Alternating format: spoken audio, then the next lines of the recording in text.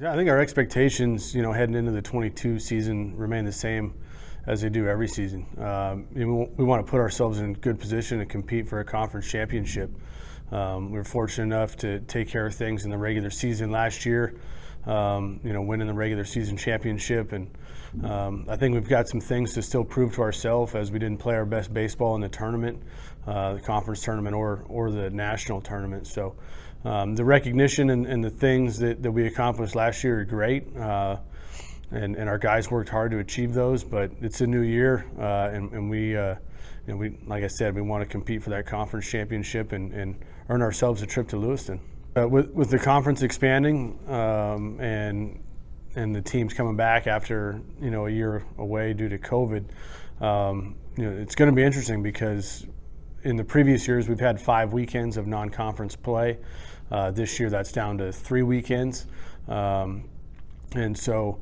It'll be tough. Every weekend, means something. So it'll be, more of a grind this year as we get into conference play, really quickly. Don't quite have as much time to kind of figure things out on our end. So it's important that we get to work right away, and our guys, hopefully understand that every weekend's important. Shreveport, be tough again. They got really hot last year at the end of the year, winning the tournament, winning their opening round, and showing really well in Lewiston. So, obviously we know they're going to be a tough opponent, and we'll be prepared, and we definitely look forward to, seeing those guys later in the year. We've got USAO coming down to open things up last weekend in January, so should be some of the first college baseball in the state of Texas. They're top 15 again this year. So we know that they've always had some good games with them early on. So it's a great way to open things up. We know we're going to get really competitive baseball, and we've got to be on top of things right away if we want to come out on the right side on the scoreboard. After that, Central Methodist, runner-up a year ago, in Lewiston, preseason number 2. Coach Breland does an outstanding job with those guys. 2 years ago they came down here and we took 3 out of 4 from them. They weren't too happy. Last year they came down and took it to us pretty good. So we've got to be ready for those guys. It's always a fun weekend, and so we've got to be ready, to play baseball. And then Mid-America Christian, weekend 3 out of the Sooner. I think an up-and-coming program. So the first 3 weekends is going to be all competitive baseball, and so we've got to be ready to play. And that hopefully will prepare us into conference, which again starts that 4th weekend. So don't have a lot of time to figure it out. We've got to be firing on all cylinders right away and keep that momentum going. A year ago we started our development program, and I think it's as we kind of navigate this COVID thing, I think it's a great thing to, as with guys getting years of eligibility back and so on and so forth. It gives us an opportunity to kind of groom some guys from within. So we brought in a pretty large freshman class, also knowing that after this year, we'll graduate, I think 10 guys off of this year's team. So we've got some shoes to fill. So hopefully those young guys will continue to develop and can step in the future years. This year's additions, I think Josh Mendez, transfer from UTSA, is a big addition, to the pitching staff.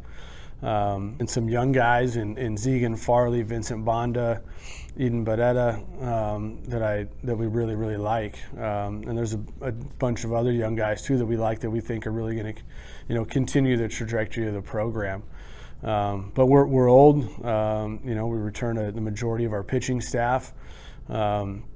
Return the majority of our infield as well as our outfield. So we've got experience, we've got some maturity. So hopefully that carries over to the field, and those guys are able to have great years.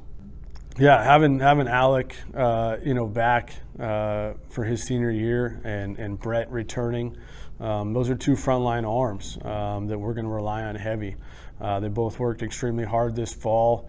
Alec had a successful summer at the TCL, and Brett spent most of his summer continuing to develop and getting stronger. So, those 2 guys are going to be the anchor of our staff. They're going to be getting the ball hopefully every weekend. and I know they're going to give us great efforts to go win games. They're both huge competitors. They're dogs on the mound. They love to get after it. So very fortunate to have those guys, and I definitely look forward to the success that both of them are going to have. Like I said earlier, I think we're going to have 10 guys that are going to end up graduating. Jacob Mitchell, is in grad school. I think he's been a 3 or 4-time conference Gold Glove winner. He was a first-team all-conference first baseman for us last year. So I know he's got high expectations for himself, and he's been really solid for us at first base and as well as in the middle of the lineup. So definitely excited to have him back. We talked about Alec, Ram Maldonado, returning starter from a year ago, I think second-team all-conference. Had a really outstanding fall, so looking forward to his success this year. Lane Klosterman, Hammy Medina, and Trey Ramirez, and AJ Gonzalez in that group as senior arms. And so, like I said earlier, we've got a senior-heavy staff, and I know those guys, worked hard all fall, got stronger in the weight room, and so really excited to see. Some of those guys haven't had a ton of innings in their career, so excited, for their opportunity to really have a breakout season. Rob Arredondo running around in the outfield, came on really strong for us a year ago. Again, had an outstanding fall, so look forward to him, leading us at the top of the order and roaming the outfield. Jacob Montejano, guy that's been in the program for 3 years, really had a great fall swinging the bat. Look forward to him coming out, producing again. Tyler Vivier at shortstop. Look forward to, he's as solid as they get in the middle. Christian Martinez, I think, is really hungry to get on the field as well. Then you got Matt Clark and Noah Rodriguez, which will be, both third-year guys in the outfield. Matt was a first-team all-conference guy from a year ago, so definitely some guys that have the opportunity to really lead our team offensively. I think that's the one probably nice thing this year is we're a little more evenly spread out, and hopefully have some guys to pick up the slack, 1 through 9 through the offensive lineup. I hired a new pitching coach, Coach Piker. I spent the last 4 years at Mayville State in North Dakota, where he's a part of 3 conference championships.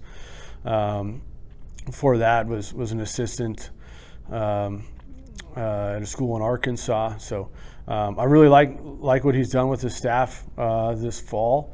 Kind of some new ideas, some new things as compared to Coach Luvanos and Coach Flores as those guys moved on in their career. But I think our guys, instantly meshed with him.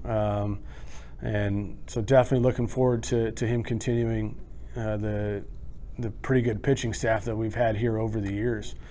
Added Coach Ryan Chapa, who played for us the last 4 years. Was a 4-year starter for us, and so great to have him on board, assisting with the infielders. Ryan Reyes helped us out a little bit last year, but now in a much more, greater capacity as he has some freedom to come out, and he's been helping out with our outfielders, infielders, and hitters. That's our number one goal, is to get these guys to graduate. I think we all have the dream to play this game professionally. Unfortunately, not many of us get that opportunity. And so it's something we talk about every day. It's just preparing ourselves for the future. A lot of guys come and choose to play baseball, but through that, we're going to push them to get an education. I think we've done a good job of graduating guys in my time here, and it's just about putting the emphasis on the classroom, holding guys accountable, making sure they're getting to class, making sure they're taking care of their study hours and completing their assignments. So it's definitely something that we're proud of, as that's really the main goal, is to get these guys in here, get them their degree, and get them out, and hopefully we're going to have a lot of fun and win a lot of games along the way. Yeah, hopefully, had our first alumni game, and hopefully, we make it a yearly tradition from here on out. It was really great to see those guys come back from, Anthony DeJesus from the first team to guys and Jose Diaz and Rob Lopez that just graduated last year. So great to see those guys and everybody in between. They've lost a little bit on the field, but I was very proud to see the success that those guys are having in their lives, whether they're getting married or, having kids, and, success in their career fields. So awesome to share some laughs and, hear some good stories. So we definitely look forward to making that a yearly tradition. Unfortunately, I don't think we're completely out of the COVID stuff. Fortunately, we're an outdoor sport, and so, as it stands right now, we will be allowing fans at the game. We just encourage mask usage and social distancing, when possible. If you can't make it to the game, I know that our sports information staff works really hard to live stream all the games that they can outside of multiple events on campus, but I know they'll do their best. So definitely look forward to seeing everybody at the ballpark this year, and if you can't make it, cheer us on online.